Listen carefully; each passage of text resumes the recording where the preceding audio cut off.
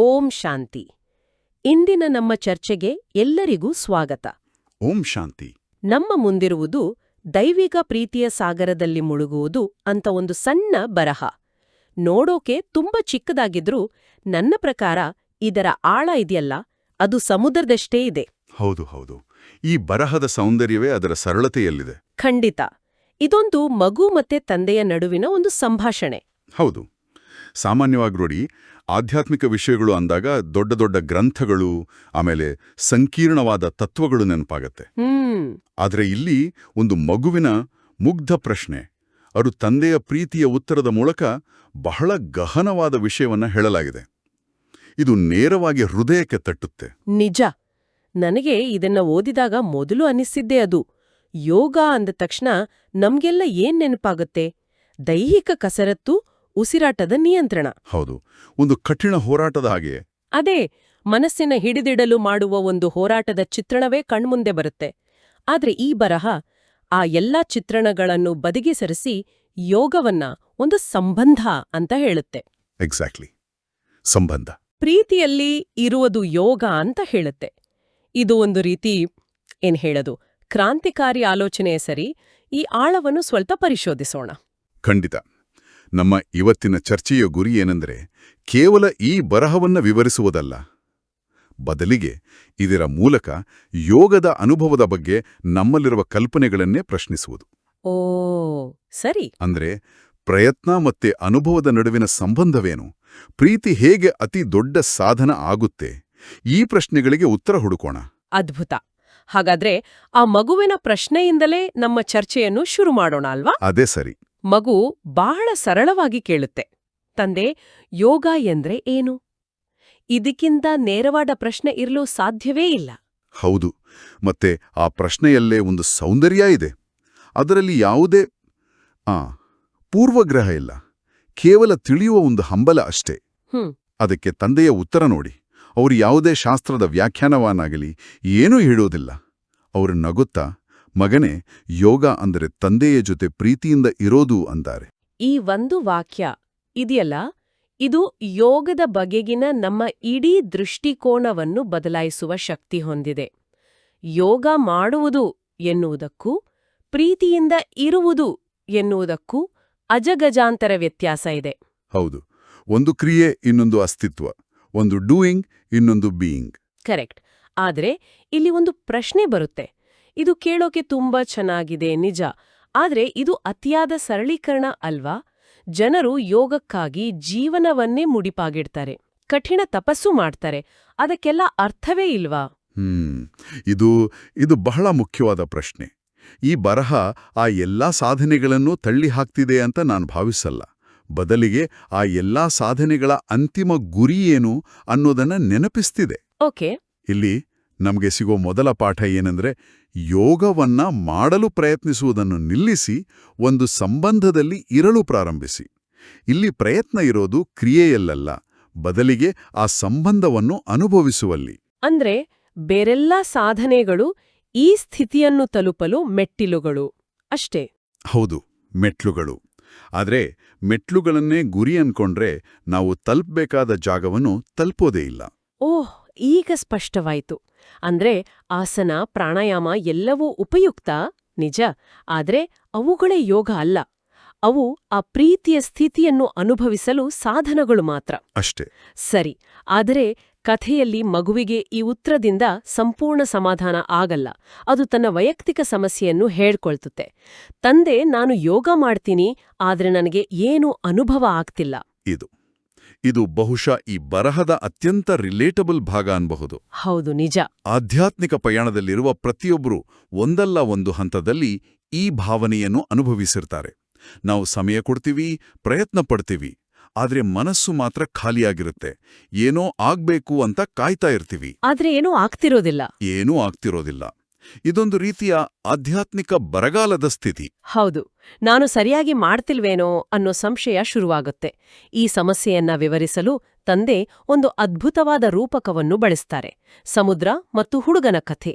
ಹೌದು, ಈ ಕಥೆಯೇ ಈ ಬರಹದ ಆತ್ಮ. ಕತೆ ಹೀಗಿದೆ. ಒಬ್ಬ ಹುಡುಗ ಮೊದಲ ಬಾರಿಗೆ ಸಮುದ್ರ ನೋಡೋಕೋಗ್ತಾನೆ.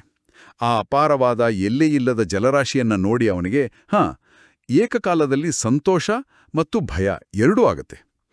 ಇಲ್ಲಿ ಸಮುದ್ರ ಅನ್ನೋದು ತಂದೆ ಅಥವಾ ಆ ದೈವಿಕ ಶಕ್ತಿಯ ಅಪಾರವಾದ ಪ್ರೀತಿಯ ಸಂಕೇತ. ಆ ಹುಡುಗ ನಮ್ಮೆಲ್ಲರ ಪ್ರತೀಕ, ಸಾಧಕ. ಆ ಸಂತೋಷ ಮತ್ತೆ ಭಯದ ಮಿಶ್ರಣದ ಭಾವನೆ ಇದೆಯಲ್ಲ, ಅದು ತುಂಬಾ ನಿಜವಾದದ್ದು. ನಮಗೂ ಆ ದೈವಿಕ ಅನುಭವದ ಕಡೆ ಒಂದು ಆಕರ್ಷಣೆ ಇರುತ್ತೆ. ಆದ್ರೆ ಅದರಲ್ಲಿ ನಮ್ಮನ್ನ ನಾವು ಪೂರ್ತಿಯಾಗಿ ಕಳೆದುಕೊಳ್ಳೋಕೆ ಒಂದು ಹಿಂಜರಿಕೆ, ಒಂದು ಭಯ. ಹೌದು, ಒಂದು ಭಯ ಕೂಡ ಇರುತ್ತೆ. ನಾನು ಅನ್ನೋ ಅಸ್ತಿತ್ವ ಎಲ್ಲಿ ಕಳೆದು ಹೋಗುತ್ತೋ ಅನ್ನೋ ಭಯ. ನೀವು ಹೇಳಿದ್ ಬಹಳ ಸರಿ. ಆ ಭಯವೇ ನಮ್ಮನ್ನ ದಡದಲ್ಲಿ ನಿಲ್ಲುವಂತೆ ಮಾಡೋದು. ಕಥೆಯಲ್ಲಿ ಆ ಹುಡುಗ ಕೂಡ ಅದನ್ನೇ ಮಾಡ್ತಾನೆ. ಅವನು ಸಮುದ್ರದೊಳಗೆ ಇಳಿಯೋದಿಲ್ಲ, ದಡದಲ್ಲಿ ನಿಂತು ತನ್ನ ಕಾಲಿನಿಂದ ನೀರನ್ನ ಮುಟ್ತಾನೆ ಅಷ್ಟೇ. ಅಂದ್ರೆ ಅವನು ಅನುಭವದ ಮೇಲ್ಮೈಯನ್ನ ಮಾತ್ರ ಸ್ಪರ್ಶಿಸ್ತಿದ್ದಾನೆ. ಇದು ನಾವು ಮಾಡುವ 5 ನಿಮಿಷದ ಧ್ಯಾನ ಅಥವಾ ಯಾಂತ್ರಿಕವಾಗಿ ಹೇಳೋ ಮಂತ್ರಗಳ ಹಾಗೆ. ಕರೆಕ್ಟ್. ನಾವು ದಡದಲ್ಲೇ ಇದ್ದು ಸಮುದ್ರದ ಅನುಭವ ಬೇಕು ಅಂತ ಬಯಸ್ತ ಹಾಗೆ. ಕಥೆಯ ಮುಂದಿನ ಭಾಗ ಇನ್ನೂ ಆಸಕ್ತಿದಾಯಕ. ಅಲ್ಲಿಂದ ಅವನು ಒಂದು ಬಾವಿ ಹತ್ರ ಹೋಗ್ತಾನೆ. ಕೈಯಲ್ಲಿ ಸ್ವಲ್ಪ ನೀರು ತೆಗೆದು ಮುಖಕ್ಕೆ ಹಾಕ್ಕೊಂಡು ನಾನು ಸ್ನಾನ ಮಾಡಿದೆ ಅಂತ ಬಹಳ ಹೆಮ್ಮೆಯಿಂದ ಹೇಳ್ಕೊಳ್ತಾನೆ. ಇದು ನೋದಕ್ಕೆ ತಮಾಷೆ ಅನ್ಸಿದ್ರೂ ಇದರಲ್ಲಿ ಒಂದು ಆಳವಾದ ವ್ಯಂಗ್ಯ ಇದೆ. ಹೌದು, ಇಲ್ಲಿ ಬಾವಿ ನಮ್ಮ ಸೀಮಿತ ಪ್ರಯತ್ನಗಳನ್ನ, ನಮ್ಮ ಅಹಂಕಾರವನ್ನ, ನಮ್ಮ ಸಣ್ಣಪುಟ್ಟ ನಿಯಮಗಳನ್ನ ಪ್ರತಿನಿಧಿಸುತ್ತೆ. ನಾವು ನಮ್ಮದೇ ಆದ ಒಂದು ಸಣ್ಣ ಆಧ್ಯಾತ್ಮಿಕ ಚೌಕಟ್ಟನ್ನು ನಿರ್ಮಿಸಿಕೊಂಡು ಅದರಲ್ಲೇ ಸೇಫ್ ಆಗಿರ್ತೀವಿ. ಒಂದು ಪುಸ್ತಕ ಓದಿ ಅಥವಾ ಒಂದು ಕೋರ್ಸ್ ಮಾಡಿ ನನಗೆ ಜ್ಞಾನ ಸಿಕ್ಕಿತು ಅನ್ಕೋತೀವಿ. ಇದು ಬಾವಿಯ ನೀರಿನಿಂದ ಮುಖ ತೊಳೆದುಕೊಂಡು ಸಮುದ್ರ ಸ್ನಾನ ಮಾಡಿದೆ ಅಂದ ಹಾಗೆ ನಮ್ಮನ್ನು ನಾವೇ ಮೋಸಗೊಳಿಸಿಕೊಳ್ಳುವ ಒಂದು ವಿಧಾನ ಇದು. ಆಗ ಕಥೆಯಲ್ಲಿ ಒಬ್ಬ ಅಜ್ಜ ಬರ್ತಾನೆ. ಅವರು ಆ ಹುಡುಗನಿಗೆ ವಾಸ್ತವವನ್ನ ತಿಳಿಸ್ತಾರೆ. ಮಗನೇ, ನೀನು ಸಮುದ್ರದಲ್ಲಿ ಸ್ನಾನ ಮಾಡಿಲ್ಲ. ಸಮುದ್ರವನ್ನ ಅನುಭವಿಸ್ಬೇಕು ಅಂದ್ರೆ ಅದ್ರೊಳಗೆ ಇಳಿಬೇಕು. ಈ ಒಂದು ವಾಕ್ಯ ಇದು ಇಡೀ ಸಮಸ್ಯೆಯ ಮೂಲ ಮತ್ತೆ ಪರಿಹಾರ ಎರಡನ್ನೂ ತೋರಿಸುತ್ತೆ ಅಲ್ವಾ? ಹೌದು. ಮೇಲ್ಮೈಯಲ್ಲಿ ಆಟವಾಡಬೇಡ, ಆಳಕ್ಕೆ ಇಳಿಯಂತ. ಆ ಅಜ್ಜನ ಮಾತು ಒಂದು ರೀತಿ ಗುರುವಾಣಿಯ ಹಾಗೆ. ಅದು ನಮ್ಮನ್ನ ನಮ್ಮ ಕಂಫರ್ಟ್ ಝೋನ್ನಿಂದ ಹೊರಗೆ ತಳ್ಳುತ್ತೆ, ಭಯವನ್ನು ಎದುರಿಸಲು ಪ್ರೇರೇಪಿಸುತ್ತೆ. ಹೌದು. ಅನುಭವಕ್ಕೆ ಸಮರ್ಪಿಸಿಕೊಳ್ಳದೆ ಅದರ ಬಗ್ಗೆ ಕೇವಲ ಬೌದ್ಧಿಕವಾಗಿ ತಿಳ್ಕೊಳ್ಳೋದ್ರಿಂದ ಏನೂ ಪ್ರಯೋಜನ ಇಲ್ಲ ಅನ್ನೋ ಸತ್ಯವನ್ನ ಹೇಳುತ್ತೆ. ಆ ಮಾತಿನಿಂದ ಪ್ರೇರೇಪಿತನಾಗಿ ಹುಡುಗ ಧೈರ್ಯ ಮಾಡಿ ಸಮುದ್ರದೊಳಗೆ ಇಳಿಯುತ್ತಾನೆ. ಇಲ್ಲಿಂದ ಅವನ ಅನುಭವದ ಪಯಣ ಶುರುವಾಗುತ್ತೆ. ಕತೆ ಹೇಳುತ್ತೆ. ಮೊದಲು ಅವನಿಗೆ ಸ್ವಲ್ಪ ಭಯ ಆಗುತ್ತೆ. ಆದ್ರೆ ನೀರು ಅವನನ್ನು ಆವರಿಸಿದಂತೆ ಆ ಭಯ ಮಾಯವಾಗಿ ಸಂತೋಷ ಉಕ್ಕಿಬರುತ್ತೆ. ಇದು ಸಮರ್ಪಣೆಯ ಮೊದಲ ಹಂತ. ನಮ್ಮ ನಿಯಂತ್ರಣವನ್ನ ಬಿಟ್ಕೊಡಕ್ಕೆ ನಾವು ಸಿದ್ಧರಾದಾಗ ಆ ದೈವಿಕ ಶಕ್ತಿ ನಮ್ಮನ್ನ ಹೇಗೆ ಸ್ವೀಕರಿಸುತ್ತೆ ಅನ್ನೋದಕ್ಕೆ ಇದೊಂದು ಸುಂದರ ಚಿತ್ರಣ. ಆ ಮೊದಲ ಹೆಜ್ಜೆ ಇಡೋದೇ ದೊಡ್ಡ ಸವಾಲು. ಆದ್ರೆ ಒಮ್ಮೆ ಇಟ್ರೆ ಭಯದ ಜಾಗದಲ್ಲಿ ವಿಶ್ವಾಸ ಹುಟ್ಕೊಳ್ಳುತ್ತೆ. ಆಮೇಲೇನಾಗುತ್ತೆ ಅನ್ನೋದು ಇನ್ನೂ ಅದ್ಭುತ. ಅವನು ಆ ಸಂತೋಷದಲ್ಲಿ ತೇಲುತ್ತಾ ಆಟವಾಡುತ್ತಾ ಎಷ್ಟು ಮಗ್ನನಾಗಿ ಹೋಗುತ್ತಾನೆಂದರೆ ಕೊನೆಗೆ ತಾನು ನೀರಿನಲ್ಲಿದ್ದೇನೆ ಎಂಬುದನ್ನೇ ಮರೆತುಬಿಡ್ತಾನೆ.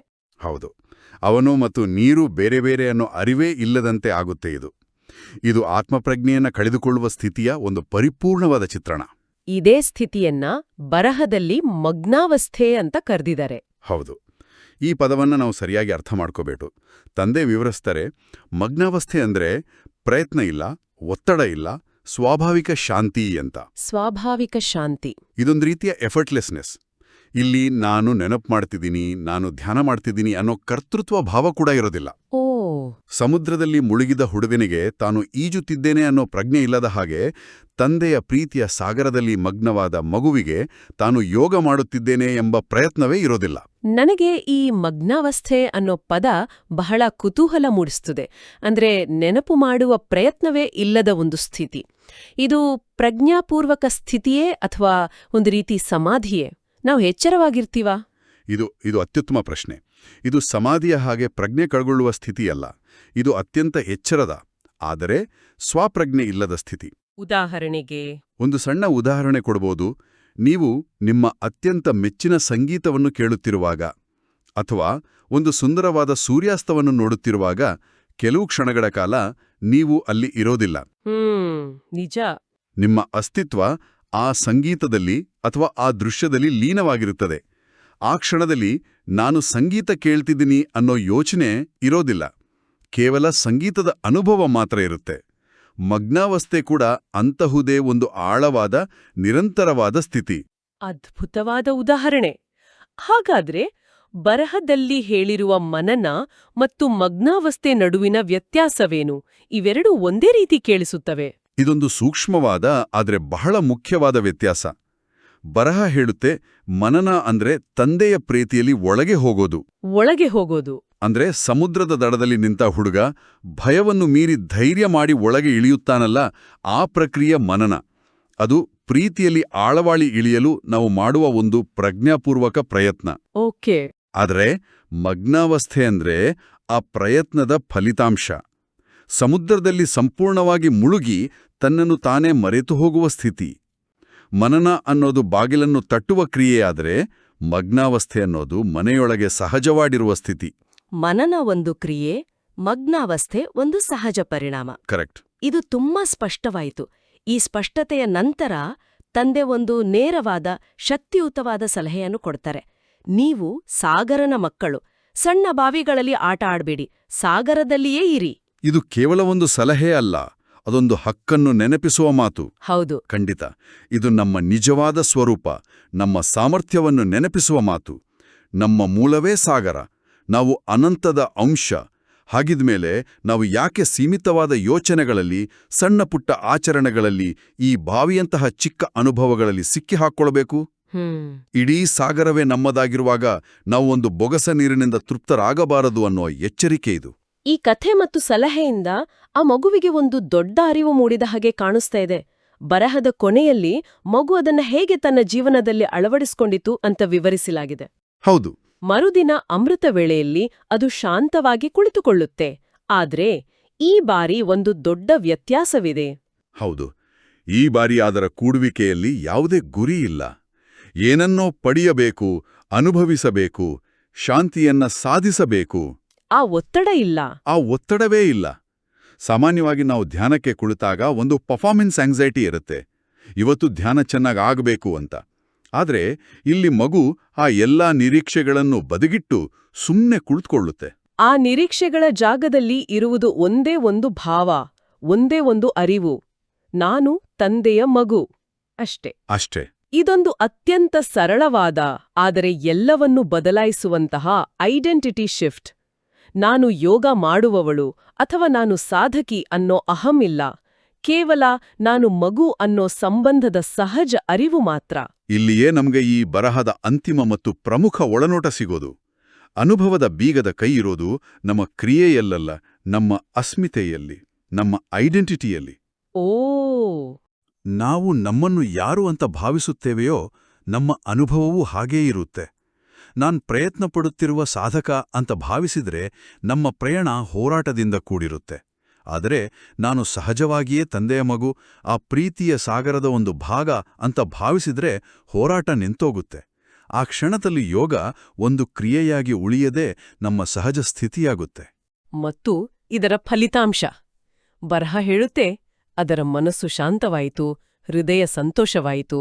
ಅದೇ ಅನುಭವ, ಬಹಳ ಸರಳ ಮತ್ತು ಸುಂದರ. ಯಾವುದೇ ದೊಡ್ಡ ಪವಾಡಗಳಿಲ್ಲ, ಅಲೌಕಿಕ ದೃಶ್ಯಗಳಿಲ್ಲ, ಕೇವಲ ಆಳವಾದ, ಸಹಜವಾದ ಶಾಂತಿ ಮತ್ತು ಸಂತೋಷ. ಬಹುಶಃ ನಾವೆಲ್ಲರೂ ನಮ್ಮ ಆಧ್ಯಾತ್ಮಿಕ ಪಯಣದಲ್ಲಿ ಹುಡುಕ್ತಿರೋದು ಇದನ್ನೇ ಅಲ್ವೇ? ಹೌದು. ಅನುಭವವೆಂದರೆ ಇದೆ. ಯಾವುದೇ ಬಾಹ್ಯ ಕಾರಣವಿಲ್ಲದ ನಮ್ಮ ಆಂತರಿಕ ಸ್ಥಿತಿಯಿಂದ, ನಮ್ಮ ನಿಜವಾದ ಸ್ವರೂಪದ ಅರಿವಿನಿಂದ ಹೊಮ್ಮುವ ಸಂತೋಷ. ಅದು ಬಾಹ್ಯ ಪರಿಸ್ಥಿತಿಗಳ ಮೇಲೆ ಅವಲಂಬಿತವಾಗಿರುವುದಿಲ್ಲ. ನಾವು ಈ ಚರ್ಚೆಯುದ್ದಕ್ಕೂ ಒಂದು ಮಗುವಿನ ಸರಳ ಪ್ರಶ್ನೆಯಿಂದ ಶುರು ಮಾಡಿ, ಅನುಭವ ಸಿಗದಿರಲು ಕಾರಣ ನಾವು ದಡದಲ್ಲಿ ನಿಂತು ಸಮುದ್ರವನ್ನು ಅನುಭವಿಸಲು ಪ್ರಯತ್ನಿಸುತ್ತಿದ್ದೇವೆ. ಬಾವಿಯ ನೀರನ್ನೇ ಸಾಗರ ಅನ್ಕೊಂಡಿದ್ದೇವೆ. ಹೌದು. ಮತ್ತು ಮಗ್ನಾವಸ್ಥೆ ಎಂಬ ಸಹಜ ಸ್ಥಿತಿಯನ್ನು ತಲುಪಲು ನಮ್ಮ ಅಸ್ಮಿತೆಯನ್ನು ಸಾಧಕನಿಂದ ಮಗುವಿಗೆ ಬದಲಾಯಿಸುವುದೇ ದಾರಿ ಅಂತ ನೋಡಿದೆವು. ಅತ್ಯುತ್ತಮವಾಗಿ ಎಲ್ಲವನ್ನೂ ಒಟ್ಟುಗೂಡಿಸಿದ್ದೀರಿ. ಬರಹದ ಅಂತಿಮ ಸಾಲುಗಳೇ ಈ ಇಡೀ ಚರ್ಚೆಯ ಸಾರಾಂಶವನ್ನು ಹಿಡಿದಿಡುತ್ತವೆ. ತಂದೆಯನ್ನು ಪ್ರೀತಿಯಿಂದ ನೆನಪಿಸಿದರೆ ಯೋಗ ಸುಲಭ, ಪ್ರಯತ್ನ ಕಡಿಮೆ, ಅನುಭವ ಹೆಚ್ಚು, ಮಗ್ನವಾದ ಮಗು ಸದಾ ಸಂತೋಷವಾಗಿರುತ್ತದೆ. ಹೌದು. ಈ ಚರ್ಚೆಯ ಕೊನೆಯಲ್ಲಿ ಕೇಳುಗರನ್ನ ಚಿಂತನೆಗೆ ಹಚ್ಚುವ ಒಂದು ಅಂತಿಮ ವಿಷಯವನ್ನು ಹಂಚಿಕೊಳ್ಳಲು ಬಯಸುತ್ತೇನೆ. ಖಂಡಿತ, ದಯವಿಟ್ಟು. ಈ ಸಂಪೂರ್ಣ ಬರಹವು ಒಂದು ಮಗು ಮತ್ತು ತಂದೆಯ ಸಂಭಾಷಣೆಯ ರೂಪದಲ್ಲಿದೆ. ಇದು ಕೇವಲ ಒಂದು ಸಾಹಿತ್ಯಿಕ ತಂತ್ರ ಅಲ್ಲ. ಇದರಲ್ಲಿ ಒಂದು ಆಳವಾದ ಸಂದೇಶ ಇದೆ. ನಾವು ಸಾಮಾನ್ಯವಾಗಿ ಆಧ್ಯಾತ್ಮಿಕ ಪ್ರಶ್ನೆಗಳನ್ನ ನಮ್ಮ ವಯಸ್ಕ, ಸಂಕೀರ್ಣ ಎಲ್ಲವನ್ನೂ ವಿಶ್ಲೇಷಿಸುವ ಮನಸ್ಸಿನಿಂದ ಕೇಳ್ತೀವಿ. ನಾವು ಹೆಚ್ಚು ಓದ್ತೀವಿ, ಹೆಚ್ಚು ತರ್ಕಿಸ್ತೀವಿ, ಹೆಚ್ಚು ಸಂಶಯ ಪಡ್ತೀವಿ. ಹೌದು. ಆದರೆ ಈ ಬರಹ ಒಂದು ವಿಭಿನ್ನ ಸಾಧ್ಯತೆಯನ್ನ ನಮ್ಮ ಮುಂದೆ ಇಡ್ತಿದೆ.